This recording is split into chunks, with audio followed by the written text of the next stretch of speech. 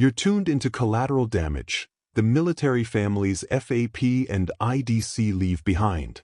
Voices have been altered, because in this system, honesty has a price. Let's jump into episode 15. No Chevron, no covered due process failures in the military's FAP system. Have you ever stopped to think about what happens when the systems meant to protect people, especially somewhere like the military, maybe don't quite hit the mark on fairness? Today, we're doing a deep dive into some really significant issues with the military's Family Advocacy Program, specifically the thing called the Incident Determination Committee, or IDC. We received this incredibly detailed article that lays out a pretty surprising legal challenge to how it all works. So our mission today is to unpack how the Army's IDC operates, look at this legal analysis that argues it falls short on, constitutional due process, and figure out what that could mean for service members. It's complex, but really important if you care about justice in the armed forces. Yeah, and what's so fascinating here is how procedures that look purely administrative on the surface can suddenly have these profound constitutional implications. When we talk about due process, we're really talking about fundamental rights, especially when someone's career, their livelihood, their reputation, it's all on the line. It's critical. Okay, all right, let's break this down then. First up is the Family Advocacy Program, FAP, in the military context. Basically, FAP is there to address domestic violence allegations within military families, which is obviously a vital mission for safety and well-being. But the article we're looking at focuses right in on one part, the Incident Determination Committee, the IDC. This is the committee, the body that decides if an allegation is substantiated. Exactly. And connecting that to the bigger picture, if the IDC says an allegation is substantiated, the consequences for a service member are severe, really severe. For you, or maybe someone you know, it could trigger an adverse discharge. Meaning losing your job, your whole military career. Your whole career. And then it just cascades, right? You lose retirement pay, those crucial VA benefits. Even security clearances can be revoked. And the ripples go further into family court situations, too. These aren't small things. They're really weighty interests. And the core legal issue here is due process. It's a cornerstone, right? 5th and 14th Amendments. The government just can't deprive a person of life, liberty, or property without due process of law. It's fundamental. Ensuring fair treatment, basically. Exactly. Fair treatment through any government process that could impact those fundamental areas. And to really get what due process covers, the Supreme Court has clarified these ideas of liberty interests and property interests. Liberty isn't just about not being locked up. It also includes protection from stigma that seriously damages your reputation in the community, or losing job opportunities because of damage to your reputation. That's a liberty interest. Okay. And property interests aren't just physical things. It's about legitimate claims of entitlement, things like continued employment or benefits you're legally entitled to, like retirement pay. So they're not abstract concepts at all. They're about your ability to live freely, keep your good name, earn a living. Precisely. So what does all this mean for the IDC? The article argues pretty forcefully that service members' liberty and property interests are definitely at stake here. Their reputation, their job, their financial future, even family life, all potentially changed by an IDC finding. Which I guess brings us to how courts actually figure out what amount of process is fair or due in these situations. Right. So when liberty or property is on the line, courts don't just guess. They use a specific framework. It's called the Matthews v. Eldridge three-factor test. The Supreme Court set this up back in 1976. It basically weighs three things. Okay, what are they? First, the private interest affected. How much does the individual stand to lose? How significant is it to them? Second, the risk of getting it wrong, an erroneous deprivation under the current procedures. And importantly, what value would adding more safeguards bring? So how likely is a mistake now, and would better procedures help fix that? Exactly. And third, the government's interest. What's the government trying to achieve?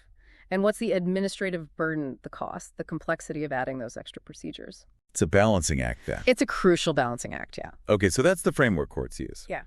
And that's key to understanding the critique of the IDC. But then something big happened recently that changed the whole legal landscape for agencies, right? Oh, absolutely. A seismic shift, really. For about 40 years, we had something called Chevron deference. Came from a 1984 case. Essentially, it meant courts often deferred to an agency's reasonable interpretation if a law was ambiguous or had gaps. It gave agencies quite a bit of leeway. Kind of the benefit of the doubt. You could say that, yeah. Insulation is maybe another way to put it. But that changed very recently in 2024. The Supreme Court decided Loper Bright Enterprises v. Raimondo, and it explicitly overruled Chevron. The court basically said, look, just because a law isn't crystal clear, that doesn't automatically mean Congress delegated interpretive power to the agency. Okay, so no more automatic deference. Right. Courts now have to look much more closely at the agency's interpretation themselves.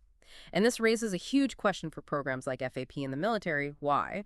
Because these programs weren't created by an explicit act of Congress saying, create this adjudicative body. They came from Department of Defense directives, DoD policy. Ah, I see. So now, without that Chevron insulation, these programs, including the IDC process, have to stand up to full judicial review. Courts are going to scrutinize the IDC procedures directly against the Constitution's minimum requirements for due process. No more DoD getting the benefit of the doubt on interpretation. Okay, this is where it gets really interesting. Because this ruling could fundamentally change how the IDC is judged legally. And it sounds like, looking back at the IDC's history, there were already some red flags, right? Concerns raised a while ago. Oh, definitely. The history is quite revealing. You go back to the FY 2000 National Defense Authorization Act, that's the law from Congress. It told the DoD to issue standard guidelines for commanders responding to domestic violence. Guidelines. But not an adjudicative body. Exactly. Congress did not mandate an adjudicative body. But DoD went ahead and required the services to set up these multidisciplinary case review committees, CRCs. The Army later renamed them IDCs. And these committees were tasked with deciding if an allegation was substantiated. How do they decide that? By a simple majority vote. And using a preponderance of information standard. Which means? Which basically means, is it slightly more likely than not? Just tip the scales, even a tiny bit, and it's substantiated. This is like a low bar for serious consequences. And concerns about this structure aren't new at all. Between 2001 and 2003, Congress actually had its own task force look into the Defense Task Force on Domestic Violence, or DTFDV. Their findings were, well, pretty stark. They concluded these committees, the CRCS IDCs, were essentially clinical bodies. They said they were incapable of investigating criminality, lacked proper evidentiary standards, and blurred the lines between therapy and deciding facts. And due process. Crucially, they raised substantial due process concerns. In fact, the task force twice recommended that DoD get rid of the fact-finding role for these committees. They wanted them replaced with treatment-focused teams. And what did DoD do? Took no action. The recommendations were ignored. So the warning signs were absolutely there. Decades ago, the system was flagged as problematic, but it just kept going. So what does that actually look like today for a service member facing the IDC?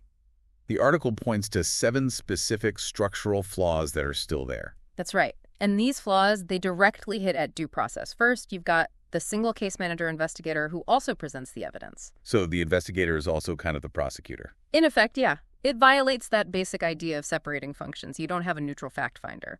Second, that preponderance of information standard we mentioned, it's just too low a bar, which means a high risk of wrong decisions, especially given the huge stakes for the person involved. Okay, what else? Third, and this is a big one, both the accuser and the accused are excluded from the hearing. They aren't allowed in the room when the decision is being discussed and made. Wait, really? They can't be there? No, it fundamentally denies that basic opportunity to be heard that due process demands. Fourth, counsel is barred. You can't have a lawyer represent you in the hearing. No lawyer. No lawyer, which means no meaningful advocacy and, crucially, no way to effectively cross-examine evidence or witnesses, which leads to the fifth point. No cross-examination at all. You can't question the accuser. You can't question the evidence presented against you through your representative. This massively increases the risk of factual errors going uncorrected. That seems incredibly one-sided. It does. Sixth, there's no transcript or full record. Only minimal minutes are kept. So how can you appeal effectively? Or have a court review it? It's practically impossible. There's no official, verifiable account of what actually happened or what evidence was considered. And seventh, the decision is made by a simple majority vote, not unanimous, not even supermajority, just a bare majority for findings that can have these quasi-criminal, life-altering consequences. Wow. Okay, so listing them out like that, it paints a pretty stark picture. Right. To help understand what might be better, the article compares this IDC process to Title IX hearings, right? Yeah. especially after some reforms there. Yes, and the contrast is really illuminating. It shows just how far the IDC is from procedures that have been adopted elsewhere to address similar due process concerns. Think about Title IX's handling sexual misconduct allegations on campuses. Earlier models, like under the 2011 Dear Colleague letter, sometimes had issues like maybe a single investigator decision-maker similar to the IDC. But the DIVOS regulations in 2020 specifically addressed many of those criticisms that came up in lawsuits. They mandated things like separate investigators and decision makers. Which the IDC doesn't have. Correct. The IDC still uses that single case manager model. The DIVOS rules also made live hearings mandatory. IDC. No live hearing. Still decided behind closed doors based on the case file. The DIVOS rules also required parties to be allowed present at the hearing, even if virtually. And the IDC prohibits parties from being there. Exactly. It's effectively an ex parte process, one side presenting information without the other side present to hear or contest it in real time. What about lawyers and cross-examination? Huge difference. The DIVOS Title IX rules allowed counsel and specifically required cross-examination conducted by the counsel. The IDC prohibits counsel and has zero cross-examination. And a record-keeping. DIVOS rules required a full audio-visual record or transcript. The IDC, as we said, just keeps minimal minutes. So nearly every procedural weakness that led to successful due process lawsuits against universities under Title IX, and which the DIVOS rules aim to fix, the IDC still has every single one of those problems. That comparison really drives it home. It shows these kinds of safeguards aren't just theoretical wish lists. They're actual implemented procedures in other serious contexts. Absolutely. And it shows they can be implemented. Okay, so let's bring it back to that Matthews balancing test we talked about. How does the IDC stack up when you apply that test, especially now, post-Loper Bright, without the Chevron deference? Right, let's apply Matthews directly, keeping Loper Bright in mind. First factor, the private interest affected. We've established these are incredibly weighty interests. A person's entire military career, their future livelihood, retirement, VA eligibility, their reputation within the military and civilian communities, it's all on the line. Extremely high stakes. Oh, factor one, high private interest. What's next? Factor two, the risk of erroneous deprivation under the existing IDC procedures and the value of adding safeguards.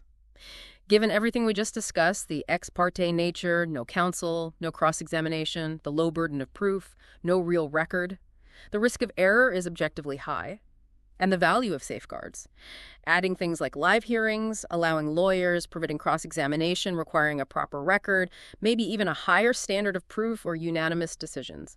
The article argues convincingly these would markedly reduce error. So high risk of error and high value in adding safeguards. Got it. What's the third factor? Factor three, the government's interest and the administrative burden. The government's interest, the Army's interest in protecting families and addressing domestic violence is clearly compelling. Nobody disputes that. It's vital. But what about the burden of adding those safeguards? Is it too much? The article argues, and I think persuasively, that providing these kinds of DIVOS-style safeguards would impose only a modest administrative cost relative to the stakes. Think about it. Commanders already convene more formal proceedings, like Article 15 hearings, administrative separation boards, even courts-martial. The military has the infrastructure and experience to conduct proceedings with more procedural rigor.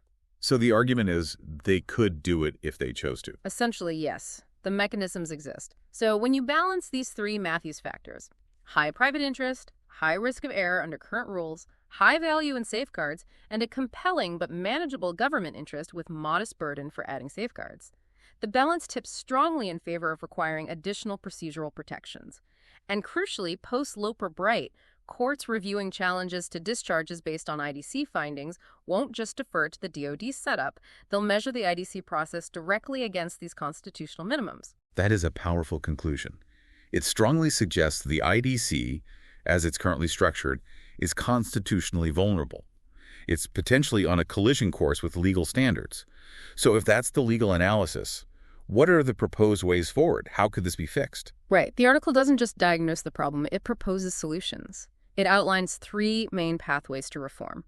The first is education. Pretty straightforward, raising awareness, publishing scholarship like this article, briefing key stakeholders. Like who?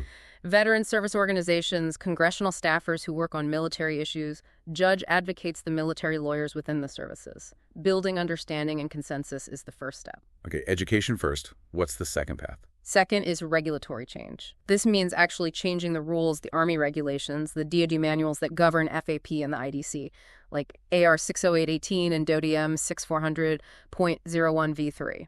The recommendation is to amend these rules to build in those specific safeguards we talked about. Like separating the investigator and decision maker. Exactly. Separating functions, allowing counsel, mandating live hearings, allowing cross-examination, maybe raising the burden of proof from preponderance of information to at least clear and convincing evidence. Which is a higher standard. Well, significantly higher standard, yeah. Also, requiring verbatim transcripts and maybe requiring unanimous decisions for a substantiated finding. The article even floats an alternative regulatory change. Abolish the IDC's adjudicative role altogether. Just get rid of it and rely solely on the military justice system or civilian courts, like that original DTF-DV task force recommended 20 years ago. Wow, okay. So education regulatory change. Yeah. What's the third pathway? The third is strategic litigation. This means finding the right test cases to bring before the courts. Specifically, cases where a service member received, say, an other than honorable discharge directly because of an IDC finding. The goal would be to challenge that outcome in the appropriate venues, the boards for correction of military records, maybe the Court of Federal Claims, potentially federal district courts. And the legal arguments would center on these procedural due process violations we've discussed, using the Matthews test, and really emphasizing the impact of Loper Bright, that courts can no longer just defer to the DoD's existing process. So clear paths forward are proposed. Raising awareness, changing the internal rules, or challenging the current system directly in court. Yeah. It's not just theory. These are concrete strategies. Absolutely. The article's bottom line is pretty stark. The IDC's current structure, as it stands, likely cannot withstand constitutional scrutiny. It deprives service members of significant liberty and property based on untested evidence, in secret, with no adequate record for review. And the strong suggestion is that courts applying Matthews without Chevron deference are very likely to find that the Army, and potentially other services using similar models, must provide much better procedural protections, at least those now standard in Title IX cases. The hope expressed here, then, is that maybe proactive reform, changing the regulations internally, could be the way to go. It could better protect actual victims while also respecting the fundamental rights of the accused and potentially spare the DoD from what the article sees as inevitable and avoidable legal defeats in court. This whole deep dive really makes you think, doesn't it? About that fine line between maybe administrative convenience and fundamental rights, especially when people's careers, their whole lives, are hanging in the balance. As we wrap up, it leaves you wondering, what steps are the most critical to ensure real fairness in processes like these, which are inherently so sensitive? Thanks for listening. Don't forget to like and subscribe as we have so many more stories to tell. This isn't about one person, it's about a broken system. Contact us if you'd like your story told.